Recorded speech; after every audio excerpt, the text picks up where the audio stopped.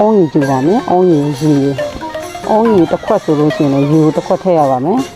ဒီများပိုင်းနဲ့တအားကြီးပျော့သွားလို့ရှိရင်လည်းမကောင်းနေတော့လို့ရှိရင်လည်းမကောင်းတော့တစ်ခွက်စားပါပဲဒီပွက်တဲ့အချိန်မှာကျွန်မအုံးကြီးထည့်ပါမယ်ဒီစားကတစ်ဖက်စားတစ်စုံရဲ့နေထားပေါ်မူတည်ပြီးတော့ထည့်ပါမယ်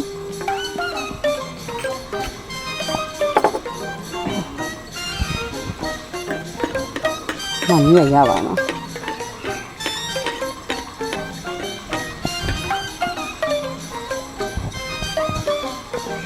ဒီပေါ်တယ်ဆောင်ပြပါမယ်ဒီပတ်ပြီးရနေကျွန်မအုံးကြီးလေးထည့်ပါမယ်ပုတ်ခံပြီးရလို့ရှိရင်အုံးကြီးလေးနဲ့ကျိုးပါမယ်အုံးလို့ဒီဟုတ်ကဲ့အုံးလို့ကဘူးသုံးလေးရပါတယ်ကိုယ်တိုင်ဘူးမသုံးချင်ဘူးဆိုလို့ရှိရင်လည်းကိုယ်တိုင်ညှစ်ပြီးတော့လည်းသုံးပြလို့ရပါတယ်မွေပါနော်ပွက်အောင်တို့ထားပါမယ်တို့ပွက်အောင်ထားမယ်ထားပြီးတော့ခါမှကျွန်တော်ဆောစနာတောက်ပြီးလေးပုံလေးတဲတွေကျင်းစင်တော့